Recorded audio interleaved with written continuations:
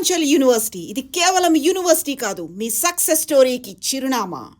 So మన పెళ్లి పుస్తకం సినిమా ఒకసారి తీసుకుంటే బాపు గారి సినిమాల్లో ఎంతమంది హీరోయిన్లు వచ్చినా కూడా you will be the number one and you will be the awesome. First మీరే గుర్తొస్తారు. థ్యాంక్ యూ మా.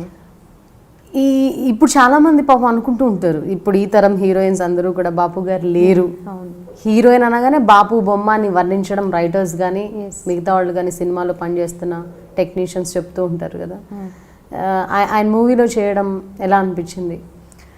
ఇంతమంది అప్లాస్ చేస్తుంటారు, ఇంటర్వ్యూస్లో కూడా దాని గురించే ప్రస్తావిస్తూ ఉంటారు. అవును, టు బి ఫ్రాంక్ అయితేనండి, నాకు బాపు గారు విలువ చేసేటప్పుడు తెలియలేదు. ఎందుకంటే నాకు అప్పుడు సినిమా ఇండస్ట్రీ అంత అవగాహన లేదు. ముత్యాల ముగ్గు సినిమా అప్పట్లో బాగా హిట్ అయింది. సార్ది చూడండి మేకప్ లేకుండా అని చెప్పని అన్నారు. కానీ బాపు గారిని ఎప్పుడు అనకూడదండి, ప్రాణ ఆత్మ శరీరాలు. బాపు రమణలు అని చెప్పడానికి నేను ఇష్టపడతాను.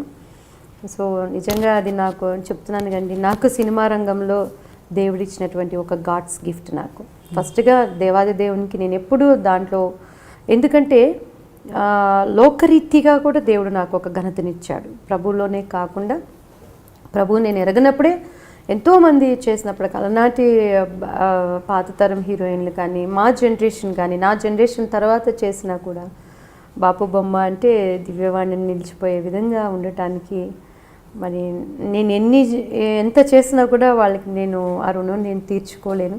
ఒక ఇంటి బిడ్డలాగా నన్ను ఇప్పటికీ ఎప్పుడు నన్ను దివ్యవాణి అని పేరు పెట్టి పిలవలేదు సార్. అయితే అమ్మాయి అమ్మాయి అని మన ఇంట్లో పెదనాన్నలు చిన్నాన్నలు ఎలా పిలుస్తారో అలా పిలిచేవాడు. ఆయనతో నేను నిజంగా బాపు గారు చనిపోయినప్పుడు నేను అక్కడికి వెళ్ళినప్పుడు ఒక చిన్న పసిబిడ్డ పడుకున్నట్టే వాళ్ళ మంచితనం కానీ బాపు రమణ గారు ఇద్దరు కూడా. సో దే ఆర్ డిఫరెంట్ అండి. వాళ్ళ గురించి చెప్పడానికి నాకు అర్హత లేదు. అలానే అంత అనుభవం కూడా నాది సరిపోదు. ఇప్పుడు ప్రతి దాంట్లో క్రీస్తుని ఎరగకపోయినా కూడా బైబిల్లో ఏమున్నాయో మొత్తం వాళ్ళ జీవితంలో పాటించేవాళ్ళు. అప్పట్లో బాపు గారి డైరెక్షన్లో ఇక మనం ఛాన్స్ కొట్టేసాం అన్నప్పుడు ఆయన గురించి ఎంతో అంత తెలుసుకునే ప్రయత్నం చేస్తాం. అవునండి. అలా మీరు చేసిన ప్రయత్నాలు ఏంటి? అంటే టైం కూడా తెలుసుకోవడానికి టైం లేకుండా అయిపోయిందండి. నేను ఆ మూవీ చేసేటప్పుడు నాకు 16 కంప్లీట్ అయ్యి 17th ఇయర్, నాకు 17 సంవత్సరాలు. షూటింగ్ 1 వీక్లోనే 45 days ఇక్కడే హైదరాబాద్లోనే షూట్ మొత్తం జరిగింది. ఇంకా అసలు అది మూవీ జరుగుతున్నప్పుడు ఇంకా 3-4 years వెనక్కి తిరిగి చూసుకోకుండా అయిపోయింది నాకు. ఇంకా సార్ ఏంటని తెలుసుకునేది ఎక్కడుంది, షూటింగ్ డే బై డే తెలుసుకునే దానికన్నా ఎక్కువ అనుబంధం అయిపోయింది నాకు ఆ 45 daysలో. ఆ తర్వాత మళ్ళీ వెంటనే పెళ్లి కొడుకు చేయటం, తర్వాత కవి సార్వభౌమ. సో అలా ఒక తెలియని ఒక మనసుకి ఒక కనెక్టివ్ అయిపోయింది సార్తో. ఇతరులు చెప్పి తెలుసుకునే దానికన్నా కూడా ఎక్కువ ఆ తగ్గింపు కానీ. సో ఆఫ్టర్ ఇప్పుడు ఇన్ని రోజుల తర్వాత ఇంకా గుర్తుపెట్టుకునే విధంగా సార్ గురించి ఎక్కడికి వెళ్ళినా కూడా బాపు రమణ గారి ఆ టీకింగ్ కానీ ఆ తగ్గింపు.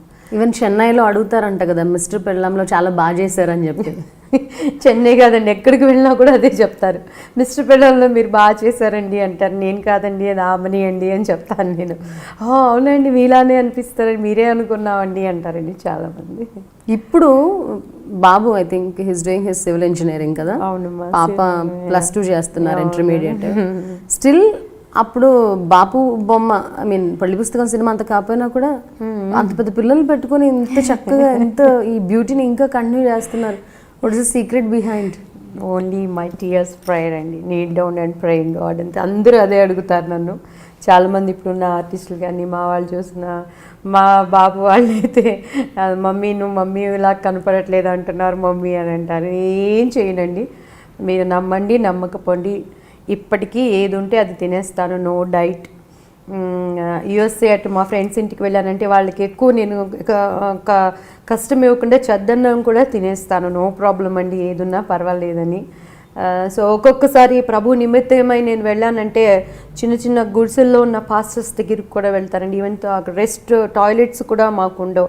అయినా 2-3 గంటల తెల్లవారుజామున 3 గంటల వరకు కూడా ప్రభువుని గురించి సువార్త ప్రకటించి అట్లా వచ్చి మళ్ళీ మార్నింగ్ నా బాబుని కాలేజీకి పంపించుకొని మళ్ళీ నెక్స్ట్ డే నాతో ఉండే వాళ్ళకి తెలుస్తుంది నేను ఎంత హార్డ్ వర్క్ చేస్తాననేది. Down to earth kind of mentality మీకు ఫస్ట్ నుంచి ఉందా, లేకపోతే ఇందులోకి వచ్చిన తర్వాత ఇంకాస్త ఎక్కువైందా? అంటే మా అమ్మగారు మమ్మల్ని అలా ఫస్ట్ నుంచి ట్రైన్ చేసేవాళ్ళండి.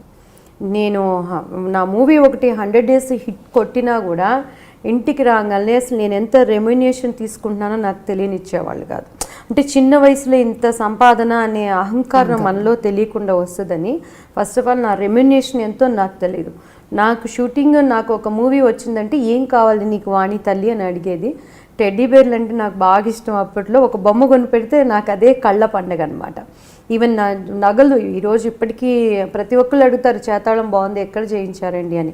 ఇప్పటికీ నాకు బంగారు షాప్కి వెళ్ళి ఒకటి కొనటం తెలియదు. అన్నీ ఆమె చేసి పెట్టేసేవాళ్ళు. షూటింగ్ అయిపోయి ఇంటికి రాగానే బాత్రూమ్స్ కడగమంటే కడగాలి, బట్టలు జాడించు అంటే జాడించాలి, గదులు చిమ్ము వాణి అంటే చిమ్మాలి, తిరిగి మాట్లాడామంటే పప్పుగుత్తి కర్ర గిల్కల మీద పడిపోయేది అనమాట. ఇవన్నీ మీకు ఉపయోగపడ్డాయి అనుకుంటా పెళ్లి పుస్తకం సినిమా చేస్తే. ఆల్మోస్ట్ ఇంకా ఎప్పుడు నాకు దేవుడు మంచి తల్లిని ఇచ్చారండి. నేను ఎంతోమంది తల్లులను చూశాను.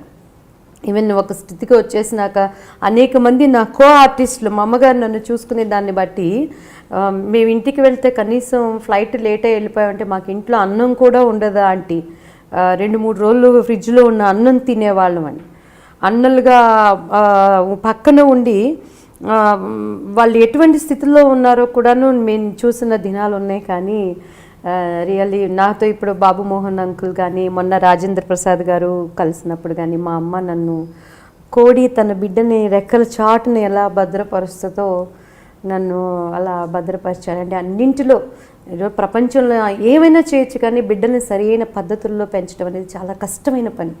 మనం తల్లులైనాక అది ప్రాక్టికల్ లైఫ్లో అర్థమవుతుంది. సో పిల్లల పెంపకం విషయంలో కూడా మీరు బ్రాండ్ అంబాసిడర్ అని విన్నాను.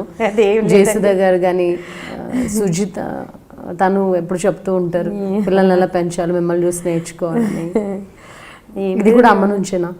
100% మా అమ్మగారి నుంచి అండి. మేమైతే విన్నాము గుర్రాన్ని చెరువు దాకా తీసుకెళ్ళం కానీ బలవంతంగా నీళ్ళు వినే స్వభావం మనలో కూడా ఉండాలి కదా. So they are good children. నా పిల్లలు కొంచెం రైట్మత్తంగా అంటే ఈ జనరేషన్ వేరు, మన జనరేషన్ వేరు, ఈ జనరేషన్ వేరు. కొద్దిగా అటు ఇటుగా ఉన్నా జస్ట్ నేను ఏదున్నా కూడా వాళ్ళని కష్టపెట్టను, నేను ప్రార్థన చేసుకుంటాను, ఆటోమేటిక్గా వాళ్ళే మమ్మీ దారికి వచ్చేస్తారు. ఇప్పుడు టెక్నాలజీ ఎఫెక్ట్, ఈ అడ్వాన్స్మెంట్ ఎఫెక్ట్ ఎక్కువ ఉంటుంది కదా. మనం నేర్పించడం పక్కన పెడితే వాళ్ళే మనకు నేర్పించేస్తూ ఉంటారు. నాకేం తెలియదండి, నిజంగా చెప్తున్నాను. నాకు నా సెల్ ఫోన్ యూజ్ కూడా మా పిల్లలు ఏదన్నా మంచి ఫోన్ కొనిపెట్టి ఎందుకు మమ్మీ నీకు వేస్ట్, ఇదే వేస్ట్, నీకు ఇంకా ఆ ఫోన్ ఎందుకు అంటారు. సో అసలు ఏది నాకైతే అంత అవసరం కూడా రాలేదు దాన్ని ఇది చేసే విధంగా. సో అలా అమ్మ నేర్పించిన పద్ధతులు నాకు ఈ అప్ అండ్ డౌన్ అని కానీ నేనైతే కొత్తగా దీనికోసమని నేర్చుకున్నది అయితే లేదండి. And for more videos, Please subscribe to iDream. Please subscribe to iDream. Please subscribe iDream. And please subscribe to iDream.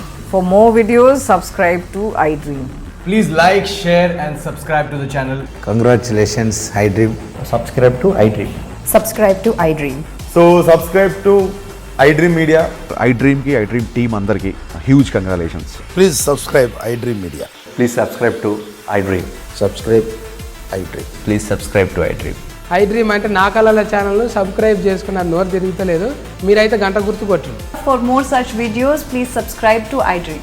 Subscribe to iDream. Please subscribe to iDream. Please subscribe iDream Media. Please do subscribe to iDream. Please subscribe to iDream Media. For best entertainment and information, please subscribe iDream. And don't forget to subscribe to iDream.